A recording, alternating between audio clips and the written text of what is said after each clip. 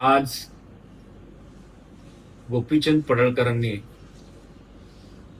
जत तालुक्यातील माडगाळ गावामध्ये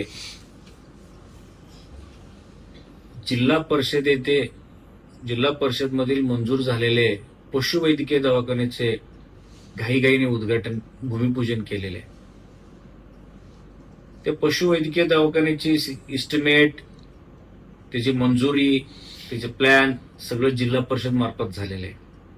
खरं म्हणजे याची भूमिपूजन आणि उद्घाटन जिल्हा परिषदचे पशुसंवर्धन सभापती असतील, जिल्हा परिषद अध्यक्ष असतील, यांच्या मार्फत होणं आवश्यक होतं.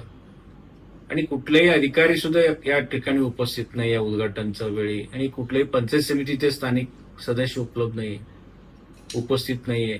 गोपीचंद पडळकरांनी स्वतःचे आमदार फंड असेल, स्वतःचे बजेटमधलं कामं असेल तर त्यांनी भूमिपूजन करायला काही हरकत नाही.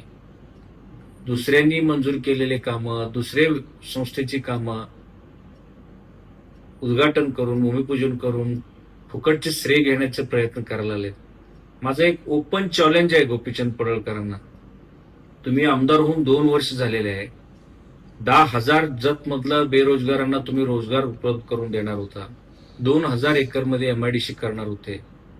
त्याचे भूमिपूजन करा दम असेल तर तुम्ही, आणि त्याची तारीख सांगा. तुम्ही त्याची MIDCचं उद्घाटन कधी करणार आहे, त्याची भूमिपूजन करणार आहे. तुम्ही डिक्लेअर केलेले तुमचे विधानसभेच्या निवडणुकीतले जाहीरनाम्यातलं आहे, आणि आमच्या जतच्या बेरोजगारांना रोजगार देतो म्हणून फसवून तुम्ही मतं घेतलेले आहे. तुमच्यात दम असेल तर त्याचे उद्घाटन करा ना. निवळ जिल्हा परिषदचे पशुसंवर्धन दवाखाना, अंगणवाडी, आणि उद्या ग्रामपंचायतीतल्या कुठलं तरी वार्डातलं गटरचे उद्घाटन असले तुमचे लेवल नाही आहे ना. की भाषण सुरू केलं की 500,000 कोटीचं पुढचं बोलताय, आणि कुणाची मागणी नाही ते देवभूमीची दर्जा दिल्यानंतर जतमध्ये काय रस्त्याची दर्जोन्नती होणार आहे, काय MIDC मंजूर होणार आहे, काय MIDCतनं लोकांना रोजगार मिळणार आहे, काय बांबू लागवडीचं तुम्ही 500 कोटीची योजना आणणार आहे ते मिळणार आहे.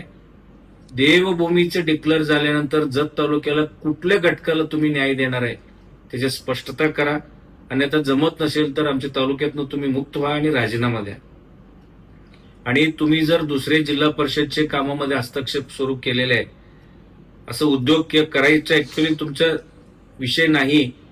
आणि या विषयावरती आम्ही राज्याचे मुख्यमंत्री आणि दोन्ही उपमुख्यमंत्र्यांना लेखी स्वरूपात तुमच्या विरोधात आम्ही तक्रार करणार आहे.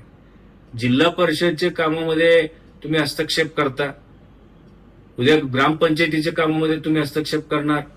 तालुक्याची जनतेने तुमच्याकडून मोठी अपेक्षा ठेवून तुम्ही खोटे नाटं आश्वासन दिले, त्याच्यात काहीतरी पूर्तता होईल म्हणून तुम्हाला निवडून दिलेले आहे.